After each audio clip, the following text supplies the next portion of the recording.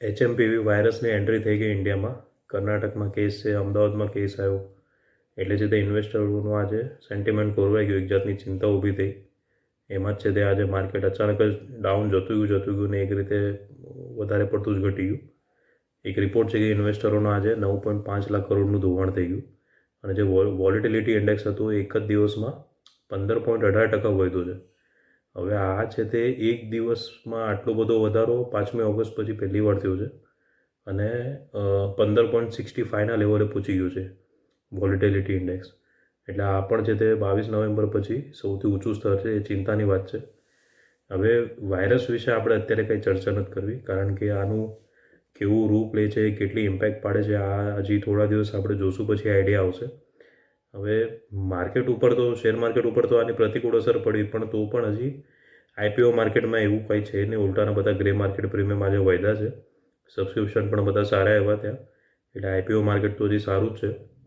BSE SME સેગમેન્ટની વાત કરું તો ઇન્ડોબેલ ઇન્સ્યુલેશનમાં હજી ગ્રે માર્કેટમાં મૂવમેન્ટ નથી, પણ BR ગોયલ ઇન્ફ્રાસ્ટ્રક્ચરનું ગ્રે માર્કેટમાં 25.93% પ્રીમિયમ અત્યારે સાંજે 7 વાગ્યા સુધી બોલાતું હતું.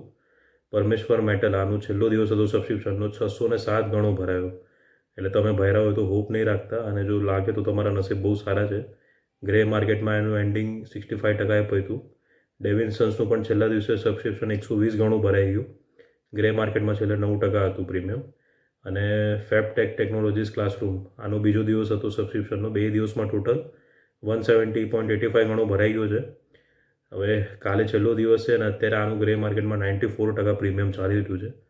એટલે આ IPO જેને લાગશે એને મજા છે. મેઇન બોર્ડની વાત કરીએ તો કેપિટલ ઇન્ફ્રામાં હજી મૂવમેન્ટ નથી ગ્રે માર્કેટમાં. સ્ટાન્ડર્ડ ક્લાસનો આજે પહેલો દિવસ હતો સબસ્ક્રિપ્શનનો અને 13.64 ગણો ભરાઈ ગયો. 8 જાન્યુઆરી સુધી ખુલ્લું રહેશે IPOનું. અત્યારે જ ગ્રે માર્કેટમાં 66.43% પ્રીમિયમ છે. પછી ક્વોડ્રન્ટ ફ્યુચર ટેક, આનું 7થી 9 જાન્યુઆરી ખુલ્લું રહેશે. આનું બી ગ્રે માર્કેટમાં 58.62% પ્રીમિયમ છે. હવે આપણે બધા IPOની વાત કરી જે 7 જાન્યુઆરી સુધી ખુલવાના છે. 2 ખાલી બાકી હતા, એનું બી હું અત્યારે આ વિડીયોમાં કહી દઉં તો એક છે NSE SMEમાં ડેલ્ટા ઓટોકોર્પ અને બીજો છે એવેક્સ એપેરલ એન્ડ ઓર્નામેન્ટ્સનો. હવે આ બંને 7થી 9 જાન્યુઆરી ખુલ્લા રહેશે. પોઈન્ટ બાય પોઈન્ટ જોઈએ તો ડેલ્ટા ઓટોકોર્પનું IPO સાઇઝ છે 54.60 કરોડ. આમાં ઓફર ફોર સેલ પણ છે, ફ્રેશ ઇસ્યુ પણ છે. પ્રાઇસ બેન્ડ છે 123થી 130. એક લોટમાં 1000 શેર છે એટલે તમને મિનિમમ 1.30 લાખની જરૂર પડશે. બીજું એવેક્સનું જોઈએ તો આની IPO સાઇઝ ખાલી 1.92 કરોડ છે અને 70 રૂપિયા છે. આખું ફ્રેશ ઇસ્યુ છે. IPO પ્રાઇસ 70 રૂપિયા છે. એક લોટમાં 2000 શેર એટલે આના માટે 1,40,000ની જરૂર પડશે. ડેલ્ટા ઓટોકોર્પની વાત કરીએ તો આમનું છે તે ડેલ્ટિક નામની બ્રાન્ડ છે. એમાં ઇલેક્ટ્રિક 2 વ્હીલર 3 વ્હીલરનું સેલ કરે છે. 25 રાજ્યોમાં કંપનીના 300થી પણ વધારે ડીલર છે. સારું એવું કામકાજ છે. અને બીજી બાજુ એવેક્સ એપેરલ એન્ડ ઓર્નામેન્ટ્સ, આના 2 બિઝનેસ છે. એક નીટેડ ફેબ્રિકનું હોલસેલ બિઝનેસ કરે છે અને બીજી બાજુ સિલ્વર ઓર્નામેન્ટ્સનું ઓનલાઈન રિટેલ વેચાણ કરે છે. બંનેના નેટ પ્રોફિટ માર્જિન જોઈએ તો ડેલ્ટાનું છે 10.64% અને એવેક્સનું છે 6.26%. અને નેટ પ્રોફિટ જોઈએ તો 2021-22માં ડેલ્ટાને થયો તો 4.20 કરોડનો પ્રોફિટ. એના પછીના વર્ષમાં વધીને 5.13%, એના પછી વધીને 8.22 કરોડ અને કરંટ ફાઇનાન્શિયલ યરના ઓક્ટોબરના એન્ડ સુધીમાં 4.80 કરોડ થઈ ગયો છે. એટલે 8 કરોડનો રન રેટ આ વખતે બી રાખશે એવો અંદાજ છે.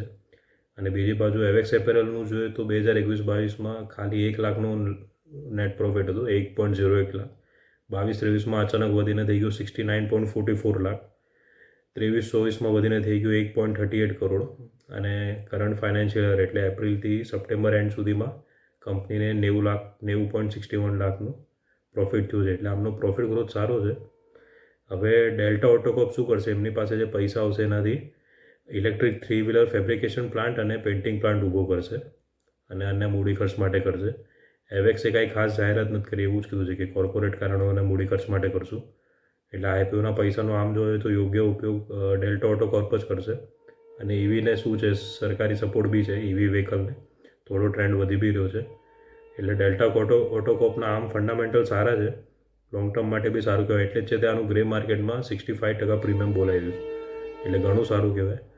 હવે એવેક્સનું છે તે ખાલી 30% જ છે ગ્રે માર્કેટમાં પ્રીમિયમ, એટલે એક રીતે જોખમી છે કેમ કે કેપિટલ બેઝ બી IPO પછી ઓછો હશે, ઇક્વિટી બેઝ જે આપણે કહીએ. અને આ જે સેગમેન્ટ છે એમાં કોમ્પિટિશન બહુ હોય, એટલે આ બેમાં જોઈએ તો તમે ડેલ્ટા ઓટોકોપને પ્રાયોરિટી આપી શકો.